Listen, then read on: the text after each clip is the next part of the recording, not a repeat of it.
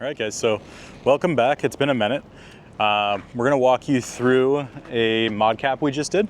I think this is gonna be our first mod cap walkthrough. I've got my truck parked next to it, and we'll do a little side by side so you guys can kind of see some of the different options that are out there. So we'll start with just the truck we just wrapped up. It's going home in a few minutes. Customer actually saved up for 3 years, drove a motorcycle the entire time, and had the intent to build this as soon as he saved up for it. So he was struggling to find the truck. He ended up finding it at the dealer right down the street from us. And we're gonna do this in 2 phases. We've got what we've done today, and then we have some additional stuff that I'll mention that we're gonna add to it when he's done with the trip. So this guy surfs a lot. He works for a surf foundation, really, really cool foundation. And he's gonna be taking this thing to Baja quite a bit. Those steps will probably eventually go, but we've got armor on order for him. We did a suspension upgrade, which we did the Old Man Emu, nitro chargers, which we've done for almost every truck that's ever left the shop. Always great feedback, very, very affordable. Total Chaos upper control arm, and then the Archive heavy duty leaf springs. We also did the speed bumps back there. You know, if you're not bombing through Baja, this is plenty. The kit's readily available. It's inexpensive. You're not going to have to rebuild it as often as you would with a racing setup. Up top, kind of classic Sherpa rack. So we've worked with them for the last 3.5 years. Every time we do a different length camper, I'm sending them measurements, and they're making the rack perfect to fit it. Really helps with fuel economy, the wind noise, so that back doesn't cavitate as much. And then just like my truck, we've got the GP Factor latches with 2 sets of max tracks up front. Again, just helps with wind reduction, the wind noise, and those GP Factor mounts are really cool, really, really quick to get the boards off the truck.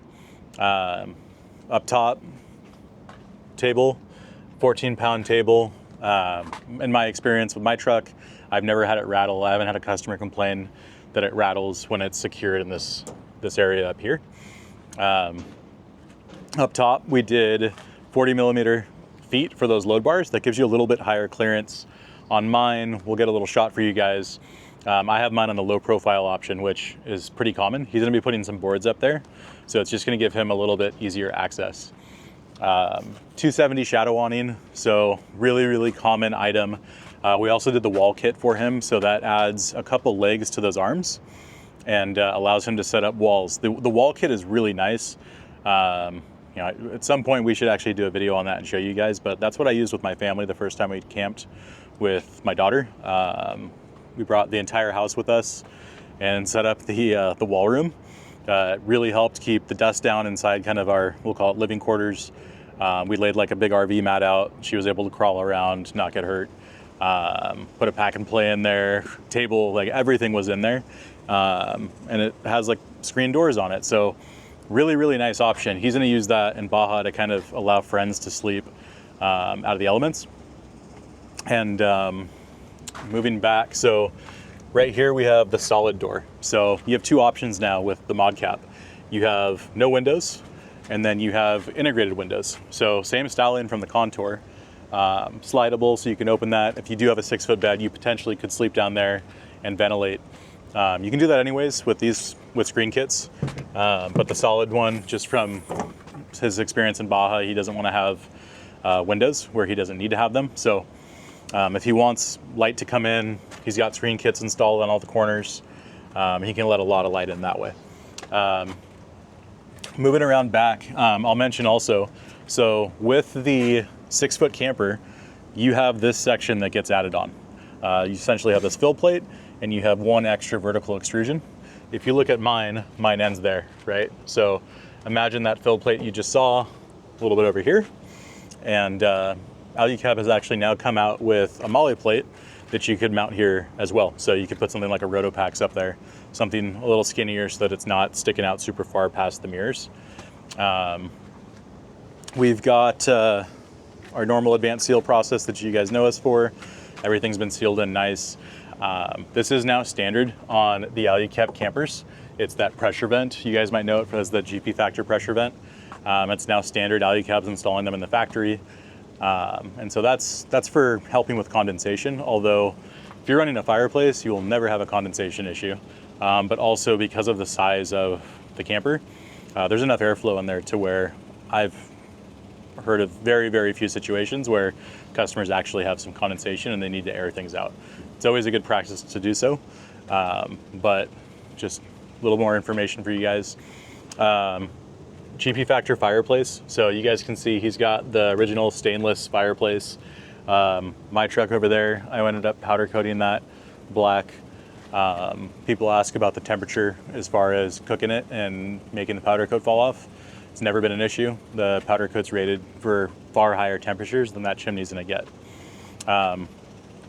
Standard molly plates. So no spare tire, and you guys can see kind of the look of the door without it. Spare tire over there, that's a 35-inch tire. I've ran it on the door for 3.5 years. Before I had the mod cap on this truck, I had the canopy camper, and extremely solid, no issues whatsoever with the hinges. This door, without doing the spare, so oftentimes on like a Jeep Gladiator or vehicles that they're running stock size tires, you can add roto packs, other items mounted to that door. And then molly plate here, versus it's full molly plate, versus over there on my vehicle where we've trimmed it. This is something that I hadn't done and I've seen other customers do, and so we went ahead and we tried it. We trimmed the molly plate to allow the tire to fully open. I'm gonna end up taking it off. You can see that when the tire swings, once we cut it, you lose strength. So this is gonna come off. It doesn't really add any value for me, but that is an option too. We can cut it, you can go full, or you can take it off completely. Backup camera. So we've got it mounted up top. That's for a full mirror replacement inside the camper. That's a really common modification that we do these days. Gladiator, we've got some other options that are pretty cool, but for the Tacoma, this is a really, really good option. Other than that, I'll pop it open for you guys. And so I'm gonna get the side door open so we get some better lighting in there. Now, we often talk to customers about building this as you go. He had a trip that he really wanted to hit the deadline for. Goose Gear is able to get that base plate done quicker than the rest of the system. So we use that as the foundation for our electrical. So we asked Goose Gear to crank that out for us. And we actually received the rest of his Goose Gear today. But he's got to leave as soon as he's done here with us. So we have that as the foundation for the battery tie down. We do some climbing hooks, a ratchet strap, and an anti-gravity 125 amp hour battery. They make that also in 120 that it's heated, although that battery's been out of stock for a long time. They also make a 100 amp hour heated, and all three of those are basically the same size. Really, really good battery. Never had an issue with them. Built-in battery monitoring, so you don't need to install a Victron shunt or Red Arc shunt anymore. And the details and data that you get from the battery itself are actually really good, so you can see what the sun's pulling in. But the point of me saying kind of the modularity of it, or starting with this, is that this is what a camper looks like without anything in it. 6-foot bed, looks like a ton of space, and you can add as you go. So I've actually had a couple customers where we start with just the front utility cabinets and a sleep deck, so you kind of have like that seating area. We've also done a fridge back here past the utility cabinets. A National Luna 40 fits there really nice. And then in this truck, we've got that water tank, the canvas bags. You guys will see kind of dangling up top. That's the rain fly, or the rain gutter, I'm sorry. And that's gonna allow you, when you open that 270 awning, to bridge the gap between the awning and the back door so that you don't have water shedding kind of in your entry and exit. If you guys want more detail where I dive into like the electrical systems and the panels, our other videos have more detail than what we'll cover in this one. This one I want to just do a little bit of a side-by-side. You know, the area that Noah's showing you guys right now on camera, where that electrical panel is, and to the right of that, to the right now, Alu-Cab is actually offering a molly plate. So you can add molly on the outside, on the inside, and they actually have molly plates now that cover the water tank. 813 Fabrications has them as well, but now you have the option from Alu-Cab too. And then in my truck, you guys will be able to see If you order side windows, oh, this side's locked, so I'll show you guys on this side. But if you guys order the side windows and you're worried about security, you actually have the option to get some molly plates. And so that'll add some security, and they were thoughtful to be able to put a slider. And so now you've got this window open. I was speaking to a customer last night who's gonna use his Tundra for a lot of cold weather camping. And so we were talking about fireplace versus diesel heater. And the diesel heater is gonna have way more output. And so one of the things we were talking about doing was using this opening to make a plate with a gasket and then mount, using the holes here, a duct system for his diesel heater so that it's sealed, quiet, the diesel heater is kind of away from the truck, and he can let all the heat come in. But I think this door is locked. I do have my keys. I'll show you guys, I have goose gear in here in a 5.5 foot bed. And a bunch of trash bags. So it's not gonna be the best demo for you guys, but you can see kind of side by side what interior looks like versus no interior. Also 5 foot bed versus 6 foot bed. So oftentimes we actually have customers who are kind of deciding what size truck to go with.